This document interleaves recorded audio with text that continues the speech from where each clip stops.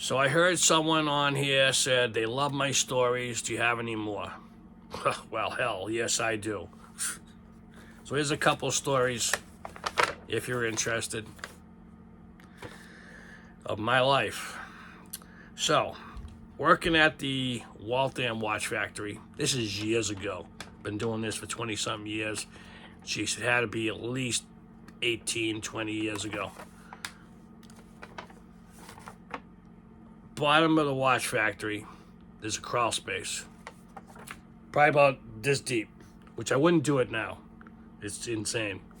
And we're in the basement, and we're checking. There was like a little water stream that had like roaches being attracted to it, and then somehow their roaches were staying alive and they were coming upstairs. We took care of it. But I remember being down there with another guy and the maintenance guy. As you walk in, then you gotta crouch down, and then we're doing belly crawls. And then it got to a certain point in the basement where it looked like it was this much. And I was saying to myself, man, all it takes is one earthquake and we're history. But what was worse, and I probably watched too many firefighter movies, would be not only would you die, it's just being trapped and still being alive. And you got the whole building on you, and you're saying to yourself, whew, they'll never find me. Who knows I'm here? That kind of crap. But anyways, part of that story is, for some reason, stupid me, we're belly crawling, 3 of us. And for some reason, I did not want to belly crawl because I was the biggest guy. And I said, no, I'm going to wait here. Well, it's either go through or go back or something else. So I decided by myself, plenty of light, to stay. It only took guys a couple minutes, I think. But it was dead quiet. You're at the bottom of a building, lying on your stomach, and the roof is right here, and the rocks are right here, and a lot of stuff goes through your mind.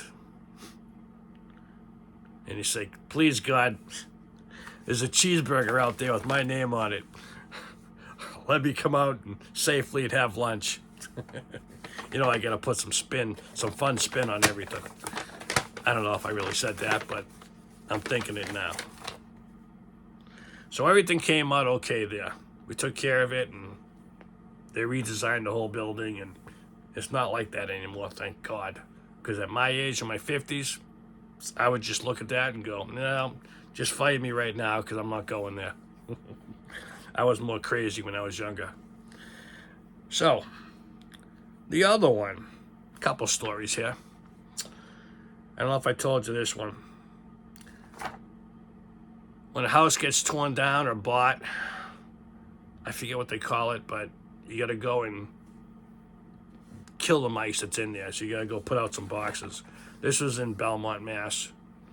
And old guy, setting up the picture here. Old guy used to walk around Belmont, I heard, and every trash or everywhere he found stuffed animals or little trinkets or just hoarder stuff, he would bring back to his house. And of course, nobody ever saw inside until he died, and then I had to go in. So I walk in this guy's house, a multitude of colors. Think of it this way. Take your living room, wherever, everybody, take your living room, and there was, I'm going to say a 10 or a 15 foot wide pile all the way up to the ceiling. And it was just one room of stuffed animals in a cone pile that he would throw there. Not exact, but it was a pile. And it makes you go, you stop and go, wow. This guy probably lived by himself. And he had to have thousands. And you could barely get through the doorway. And it's like, open the box, put some bait in it, close it up. Okay, mice, there you go. You know, because you couldn't get through. It was crazy. And I remember looking downstairs, and you had to go all over, but I remember looking there and going, you take 3 steps and go, uh-oh. You know, it doesn't feel safe. So you say, there's the box. There you go. Because I'm not going to kill myself. Because if you fall, again, who knows you're here. You might be down there for a few days. So you do what you got to do. But I remember looking around. I probably should have taken pictures. This is years and years ago. And every single room was just stuff. And I'm not hopping on any of you hoarders that watch my channel. I love yous all. But it's tough. It's a tough life to live. It really is. And I was a little thrown in here. Another place, lady was in an apartment. And small, like a 1-bedroom. There was 2 doors to the hallway. One was at one side of the apartment, one was at the other. And I remember going in one door, and she was a hoarder, had a little path going down. And I looked in her bedroom, and I couldn't even see the bed. And I said, if you don't mind me asking, where do you sleep? She pointed and brought me into the living room. It was a full-size couch with this much room. What are you going to say? It's your life. You get to live the way you want. And this poor woman slept like on one little section, like this, on her couch. The other was just piled with just stuff. Can't even think of what stuff. It's just stuff. And that was the same house that I remember walking, and I'm only, 5'5", 5'6", walking 3 or 4 steps in, and my head hit the ceiling. And I went, whoa, I didn't just grow. Because you were walking on stuff. It was wild.